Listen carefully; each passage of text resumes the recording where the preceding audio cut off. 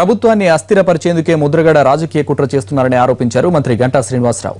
తుని ఘటనలో దోషులను ప్రభుత్వం గుర్తిస్తే వారిని విడిచిపెట్టాలంటూ ముద్రగడ డిమాండ్ చేయడంలో ఆంతర్యం ఏంటని ప్రశ్నించారు. దోషులు వారు కాదంటున్న ముద్రగడ అసలు దోషులెవరో చెప్పగలరా అని అన్నారు. జగన్తో కలిసి ఉద్యమం పేరుతో కుట్ర చేయడం తగదన్నారు గంటా. ముద్రగడ పద్మనాభ గారు చేస్తున్న డిమాండ్ ఏంటో ఒకసారి ఆయన స్పష్టం చేయాల్సిన అవసరం ఉంది. అంటే ఎవరైతే సంఘ విద్రోహ శక్తులుగా ఉంటారో, యాంటీ సోషల్ ఎలిమెంట్స్గా ఉంటారో, తునిలో జరిగిన రైలు దహనం లాంటి ఒక విధ్వంసకర సంఘటనలో పాల్పంచుకుంటున్నారో అటువంటి క్రిమినల్స్ని విడుదల చేయమని మీ డిమాండ్. అంటే ఈ రాష్ట్రంలో శాంతి భద్రతలు కాపాడాల్సిన బాధ్యత ప్రభుత్వం పైన ఉందా లేదా? మరి వాళ్ళు ఆ సంఘటనలో బాధ్యులు కారు అని చెప్పి చెప్తా ఉన్నారు మీరు. మరి వాళ్ళు బాధ్యులు కానప్పుడు ఎవరు బాధ్యులు? వాళ్ళని మీరు అప్పచెప్పండి ప్రభుత్వానికి.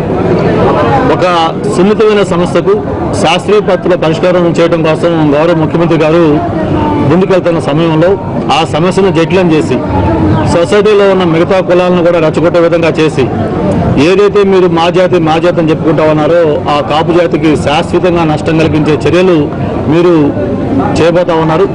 ఎక్కడైనా సరే మీరు కాపు జాతి సంక్షేమం కోరేవాళ్ళైతే, కాపు జాతి మేలు కోరేవాళ్ళైతే ఇటువంటి చిల్లర రాజకీయాలు మానుకొని, మేము గతంలో చెప్తున్నట్టే మీరు కొంతమంది చేతిలో ఒక కీలుబొమ్మలాగా ఉన్నారు.